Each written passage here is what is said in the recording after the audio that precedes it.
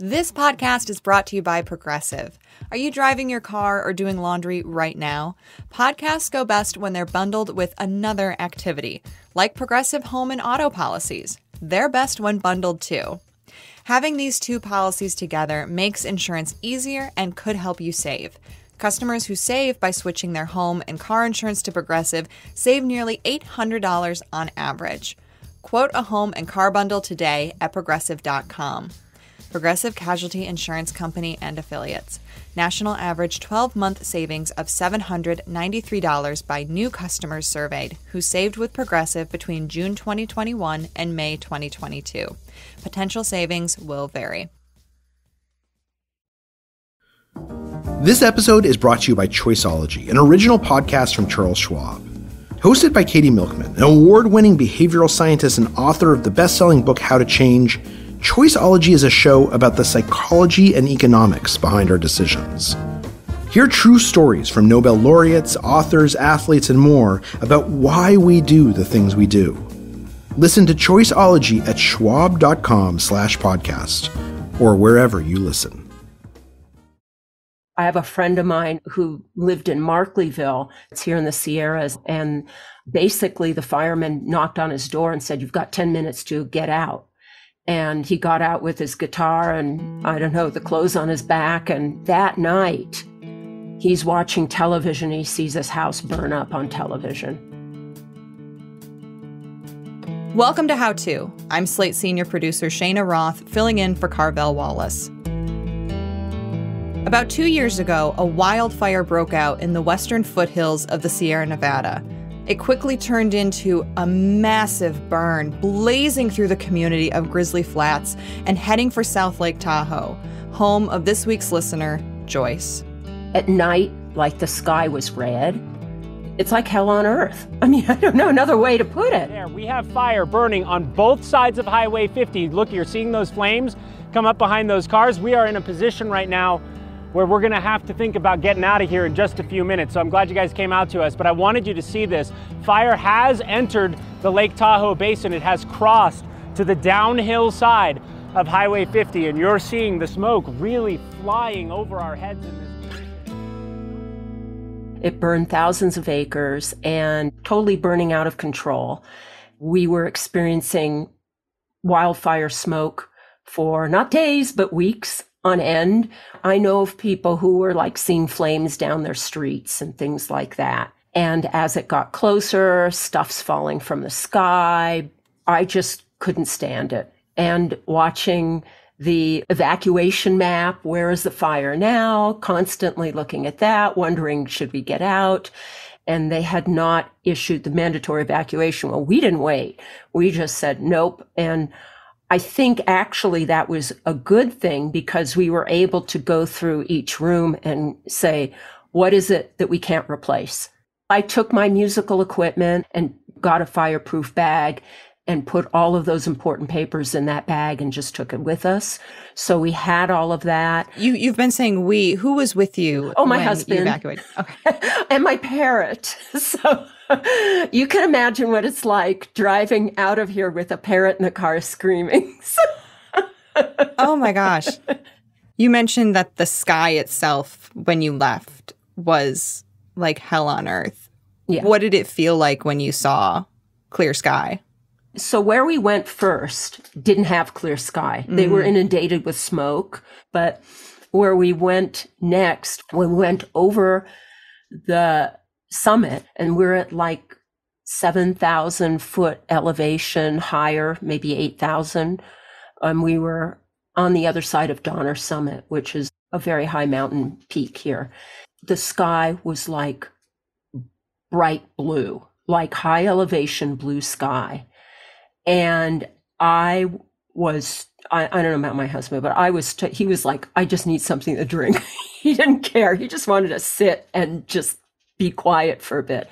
But for me, I was like blissed out seeing this sky. I don't know a way to put it. It's like, you know, the video of the guy with the double rainbow. Oh my God. You know that? It was yes, like that. Yes, I do. Double rainbow all the way across the sky.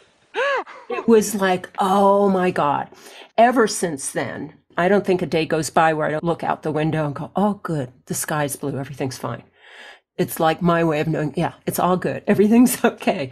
Because that, I just don't even, there's no words for it. It was just absolutely fantastic. How long had you lived there? And when you moved there, were wildfires something that you were worried about? Well, we've lived here maybe 20 years at least. We've had fires, but they were never like that. They could not get a hold of this thing.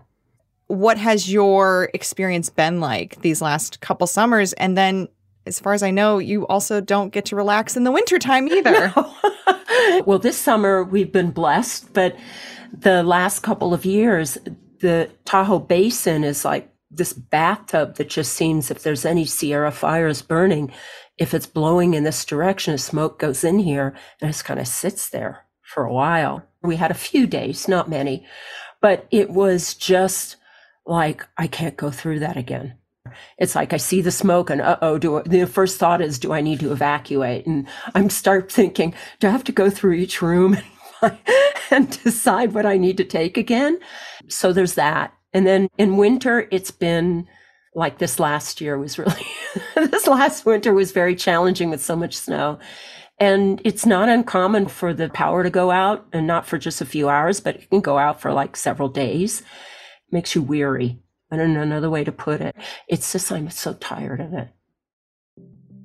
I think that feeling of being tired probably resonates with a lot of us right now. I mean, I live in Michigan, and while we haven't had local wildfires yet, like much of the country, we've been dealing with the smoke of the burning forests over in Canada. In fact, Michigan has experienced more than its share of historic weather events in recent years. There was this historic deep freeze of 2019, a historic flood in 2020, which caused this dam to break and absolutely devastated the area. And then there was a historic snowfall as late as May. I mean, are you sick of hearing me say historic yet? But in some ways, I feel like we've had it easier than others this summer. This morning, in the latest chapter of a mounting climate crisis, severe heat from coast to coast. As the temperature shoots towards a record-breaking 120. From the city that never sleeps to the city that can barely breathe. New York briefly topping the list of world's worst air quality Talking Tuesday. about historically off the charts ocean temperatures, to the degree, Hoda, that marine scientists who have studied this for decades tell me they have never seen anything like this. Right now, the water temperature... And where does that leave us? Worried, hopeless, probably, and like Joyce, tired. It seems like there's so little anyone can do to turn this ship around, so we're just sitting here, sinking in our feelings. But we don't have to be, which is where this week's expert comes in. My name is Britt Wray, and I am the director of the Special Initiative on Climate Change and Mental Health in Stanford University's medical school in our psychiatry department. Britt recently wrote the book Generation Dread, Finding Purpose in an Age of Climate Crisis. And so she's going to help Joyce and the rest of us do just that. She'll explain why we need to change our approach to climate anxiety and how to deal with those big feelings so we can move forward together. Stay with us.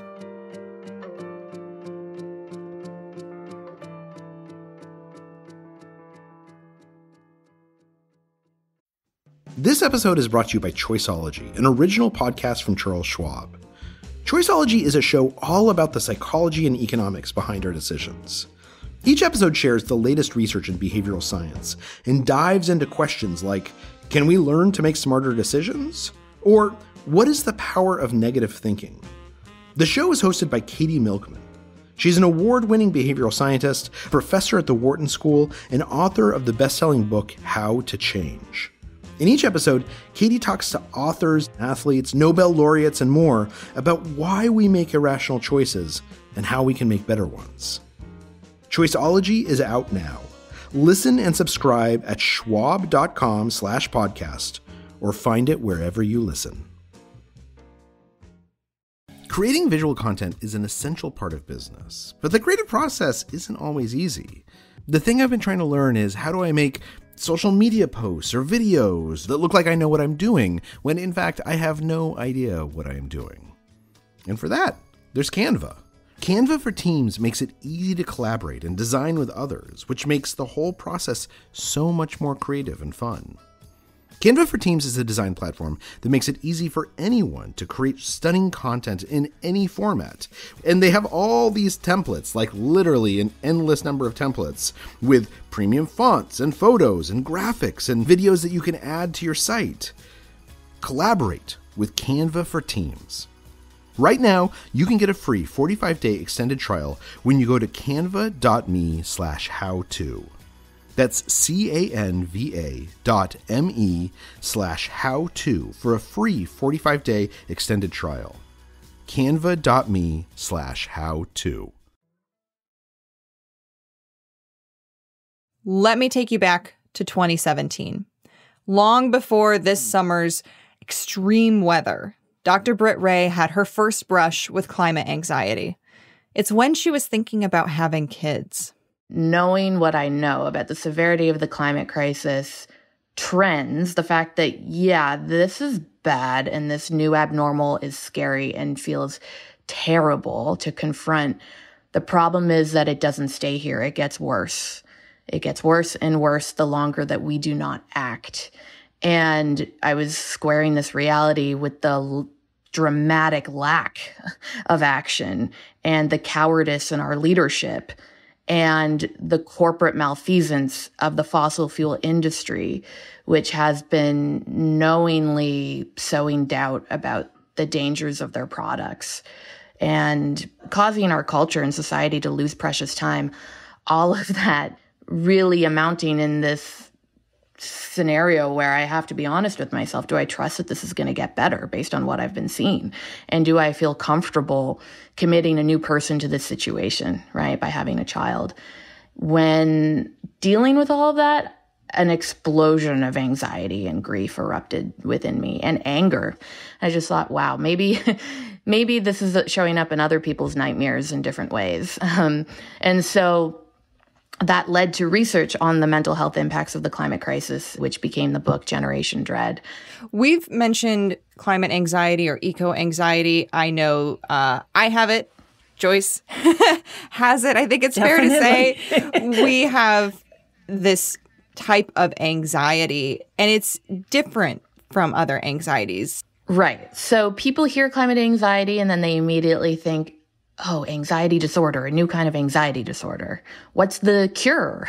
Once you get a diagnosis for it, what do you do to get past it and recover? And there is no diagnosis. Mental health researchers and clinicians have risen up in consensus to say we should never see it as something to be cured because it's this rational, appropriate, adaptive response to a real unfolding global crisis that threatens our civilization.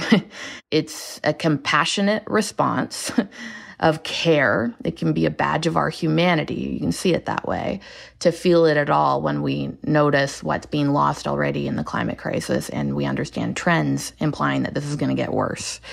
So that is really different from an anxiety disorder that someone experiences as, for instance, catastrophic thinking about events that will likely never occur that starts to impair their functioning. Because here we're already seeing people dying on the pavement in Phoenix, Arizona during extreme heat simply because the pavement is so hot that they get third-degree burns that kill them. That is horrific. So here's our first insight. Eco-anxiety or climate anxiety is an adaptive response to real threats. Therefore, it's separate from other anxieties. But that doesn't mean it doesn't co-occur with other difficult emotions too, like grief, anger, and sadness. That's all real, which is why it can feel really invalidating when people dismiss your feelings by saying things like, don't be so dramatic, you're fine, Climate change is a hoax. You've got an anxiety disorder. You should go talk to someone about that. There are many cases, I can't tell you how many folks I've spoken with who have gone to a therapist to talk about their nightmares now being filled with climate events, or just generally getting very depressed about the track that the world is on. And the therapist if they're not climate aware, treats them in that way as a pathology, and then they go home feeling misunderstood and many times worse. So it's important to get that validating container from the get-go, knowing that people will hold up a mirror to what you're going through and share stories of their own. I like hearing that my responses have been very rational, because I have had friends and relatives saying, oh, maybe you should go and I've got a name of a therapist and all of this. And I didn't feel like I'm in an irrational place. That's really good to hear that this is a sensible response to what's going on. Absolutely it is. Joyce, how do you respond to friends or people that you talk with who are not on the same page as you, who are not as climate distressed as you are? I know for me, when I run into that, it's very frustrating.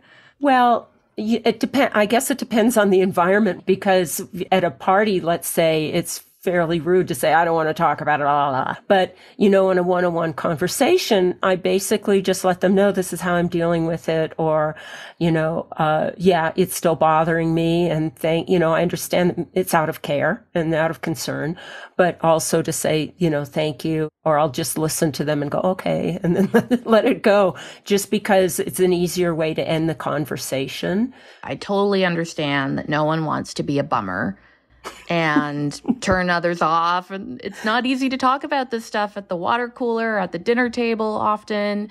And this, discomfort with the idea of being offensive to others is causing more harm in our culture at large, because the more that we don't talk about it, the more it feels like it's not that important, and the perpetuating of the silence prevents us from holding our leaders accountable and voting on this issue and doing everything that we can in our communities to build up resilience and lower emissions and on and on.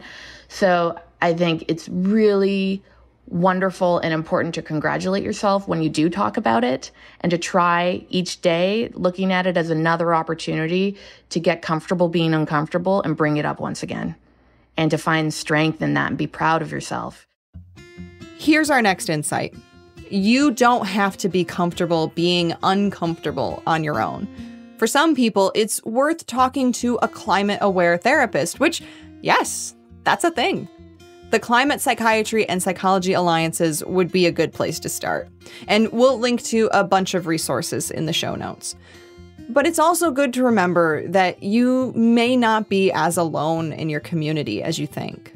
We have a lot of polls showing that people consistently overestimate how many climate deniers there are out there.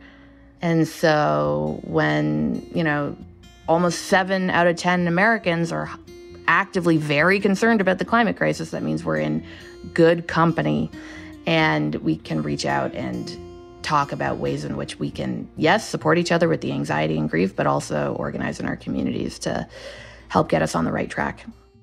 Britt, you've talked in the past about this task-shifting approach. And Joyce, I want you to hear about this because I'm curious if this is something that you would be interested in. It is where lay people can be trained to help their neighbors with things like anxiety and depression when trained by specialists, even though they have no previous psychological expertise. Right now, there's a shortage of specialists to provide mental health care to those in need.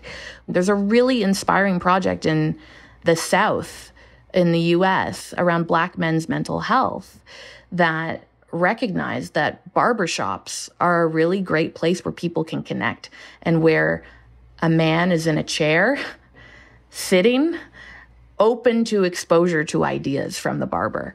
And they trained barbers on how to use mental health interventions and then spend that time with their client doing psychosocial support in a way that you never have to call mental health care. It's not going to the therapist, but it's learning how to effectively take shared ownership of our mental health and well-being in the place where we're spending our time. So that's really exciting when we're thinking about people who are deciding to stay in disaster-prone areas and have to think about wildfire smoke coming over the hill or sitting in the basin that will affect what they can breathe and how safe they feel, or dealing with, of course, actual wildfires threatening their home, as you've been sharing with us, and what it means to build psychosocial resilience in the places where we live, how we can come together and be part of community-minded healing interventions, essentially. I love that you use the example of the barbershop, because I've heard plenty of women say, I don't go to therapy, but I do go to my hairstylist. It is, when you put it in that space, I think people really understand that, and it makes sense, and it doesn't feel like a woo-woo sharing circle kind of a thing, but it's that community sharing. And so, Joyce, how do you respond to that task shifting approach, or as I'm going to call it, the barbershop approach? Or the salon approach. I mean, I think it sounds really promising. I've never seen something like that. Projects like that are really exciting, and they're important since a lot of individuals directly affected by the climate crisis don't have access to the resources they need. But amidst all of this, it's important to remember to take care of yourself, which is why, after the break, we'll hear some useful strategies for calming ourselves down when it all gets to be too much. Don't go anywhere.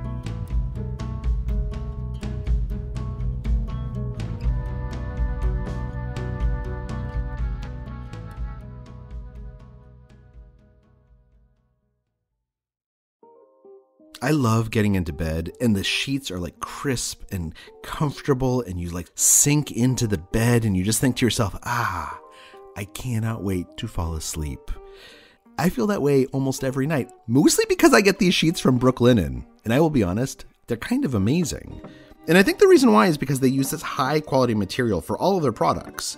And Brooklinen is the perfect way to build your own indoor oasis to escape the heat that's outside. The options are kind of endless on what kind of sheet you want to get and how heavy you want it to be and what you want it to do. And you can do all this bundling and get stuff for your bed and bath and both. So, shop in-store or online at brooklinen.com today to give yourself the cooling sleep you deserve this summer. Use promo code HOWTO for $20 off your online purchase of $100 or more, plus free shipping on brooklinen.com. That's BROOKLINEN.com. Use promo code HOWTO for $20 off plus free shipping. At the end of your first year, Discover credit cards automatically double all the cash back you've earned. That's right. Everything you've earned doubled. All the cash back from eating at your favorite soup dumpling restaurant doubled. All the cash back from that trip where you sort of learned how to snowboard also doubled. And the best part, you don't have to do anything ridiculous to get it. Nope, Discover does it automatically. Seriously though, see terms and check it out for yourself at discover.com/match. This podcast is brought to you by Progressive Insurance. Hey listeners, whether you love true crime or comedies, celebrity interviews, news, or even motivational speakers, you call the shots on what's in your podcast queue, right? And guess what? Now you can call the shots on your auto insurance too. Enter the Name Your Price tool from Progressive. The Name Your Price tool puts you in charge of your auto insurance by working just the way it sounds. You tell Progressive how much you want to pay for car insurance, then they'll show you a variety of coverages that fit within your budget, giving you options. Now that's something you'll want to press play on. It's easy to start a quote, and you'll be able to choose the best option for you, fast. It's just one of the many ways you can save with Progressive Insurance. Quote today at Progressive.com to try the Name Your Price tool for yourself and join the over 29 million drivers who trust Progressive. Progressive Casualty Insurance Company and Affiliates. Price and coverage match limited by state law. If you rely on How To help you navigate the climate crisis / peri-apocalypse we're currently living in, the best way to support the show is by joining Slate Plus, Slate's membership program. Signing up for Slate Plus helps us help all the people you hear on our podcast every week. Members will never hear another ad on our podcast or any other Slate podcast. You'll also get free and total access to Slate's website, plus you'll be supporting our important work. So I hope you'll join if you can. To sign up now, go to slate.com/howtoplus. Again, that's slate.com/howtoplus. Thanks. We're back with Dr. Britt Wray, author of Generation Dread, Finding Purpose in an Age of Climate Crisis, and Joyce, a musician in South Lake Tahoe. Joyce wants to know how to deal with eco-anxiety, especially as climate change has brought more and more threats to her front door. I don't even like looking at the weather maps they show right now because they're all the colors of like evacuation maps, and just avoid that kind of stuff as part of protecting myself. But there are times when it's brought up and I'm not expecting it, and that's when it's kind of rattling. I practice gratitude daily because I find that I'm not going to the awful place in my head. You know, I'm looking for the blue sky, so to speak. And, you know, I'm spiritual, so chanting and meditation and those kinds of things. Actually, during the evacuation, somebody reached out to me and gave me a really lovely, you know, a meditation to follow. Then just really daily exercise and just really, you know, focusing on what I'm doing. It's not ignoring things, but I just think it's really healthy to do that. Joyce, what's your meditation? So the meditation, it's a visualization, but, you know, they say that falling raindrops is calming. So being able to just close your eyes and feel falling raindrops, you know, just slowly falling, cooling sensation of that, you know, and even doing this laying down, you don't have to be seated or anything, but doing this laying down is really just a lovely calming visualization. Knowing how to regulate our nervous system and ground ourselves is just absolutely crucial. I have found in my own climate distress journey that mindfulness meditation is the most powerful way of helping me on spiritual and psychological and existential levels sit with the uncertainty about how bad this crisis may become. So protective factors also include things like flexible thinking, finding ways to go beyond black and white ways of confronting the crisis and thinking that it's all doom and gloom and all we can do is think of the earth as hospice now and, you know, reach out and tell someone that we love them before. And really, we're in the gray zone in the middle where efforts from all of us are needed, and we need to bear witness to suffering at the same time as improve the odds and work for climate justice. So that flexible cognition is a marker of well-being. There's lots of research around that, and ways of helping to remind yourself of that can be really psychologically refreshing for taking on the crisis and not giving into fatalism, despondency, or letting despair become your overall analysis of the situation, even if you feel despair at times, because that's totally okay. Then there's the self-efficacy piece. Finding ways to know that you can act and make a difference that matters. And self-care, you know, Joyce is doing it, and that's so important. I mean, it's incredible how much depression can be dealt with by sleeping well and eating well and fitness. Part of it, too, is just making a decision. You know, I find that if I'm just in daily life, not sitting on the fence about anything, but just making decisions, makes me feel like I have some power over my life. And, you know, even during that evacuation, the action of going through each room and making a decision about what are we taking. What Joyce just mentioned, taking back some agency, some power, is really, really important. It's actually one of the best ways to deal with climate anxiety. And it can be small things like picking your valuables up off the floor of your basement if you're worried about flooding, or packing a go bag so you have peace of mind. It can also be things as big as organizing protests to make your voice heard, or contacting your elected officials so they know you're worried about this issue. Whatever makes you feel more in control.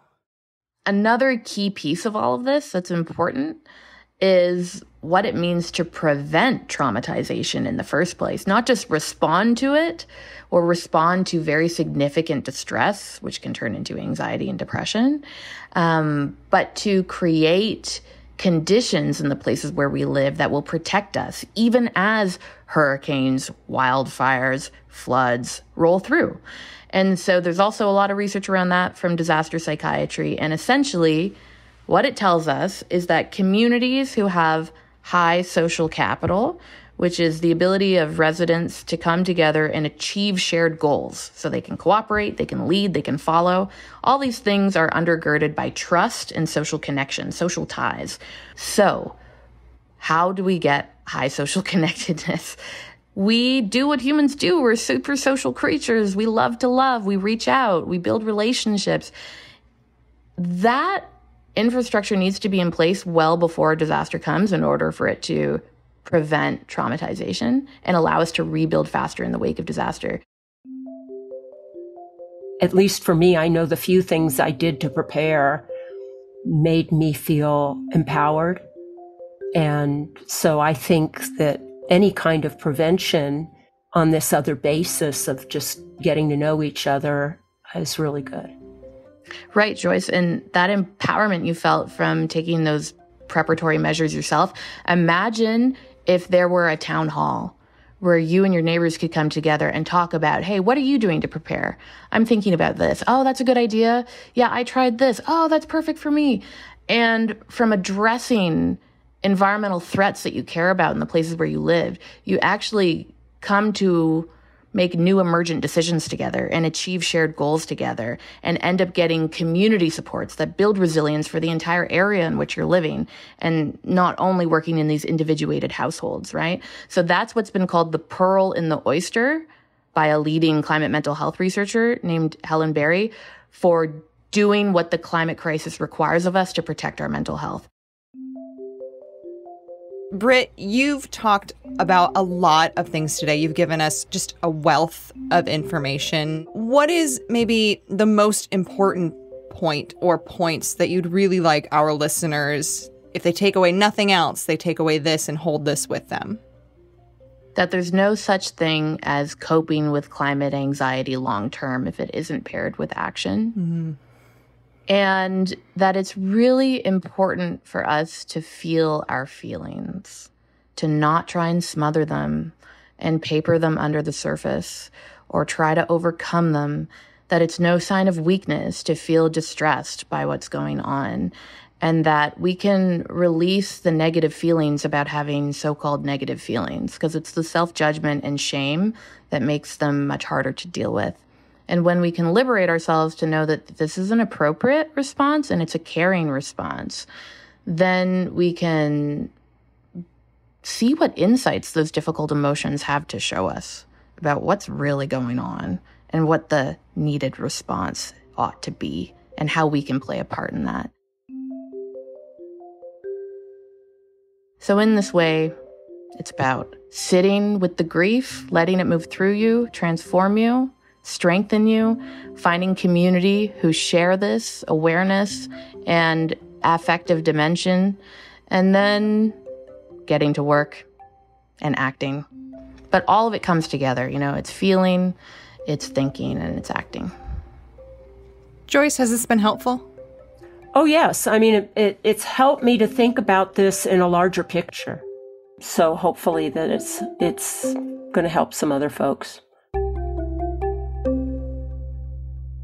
Thanks to Joyce for sharing her story with us, and to Dr. Britt Wray for all her useful advice. Make sure to check out Generation Dread, Finding Purpose in an Age of Climate Crisis.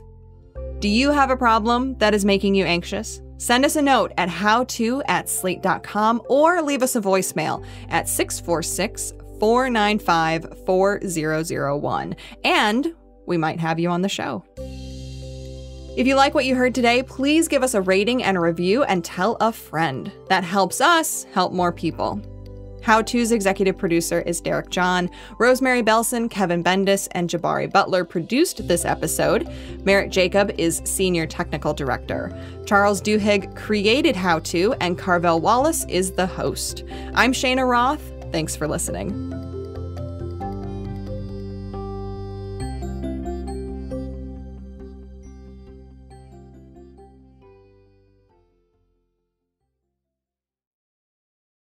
Hey everybody, it's Tim Heidecker. You know me, Tim and Eric, Bridesmaids, and Fantastic Four. I'd like to personally invite you to listen to Office Hours Live with me and my co-hosts, DJ Doug Pound. Hello. And Vic Berger. Howdy. Every week we bring you laughs, fun, games, and lots of other surprises. It's live. We take your Zoom calls. Music. We love having fun. Excuse me? Songs. Vic said something. Music. Songs. Music. I like having fun. I like to laugh. I like to meet people who can make me laugh. Please subscribe now.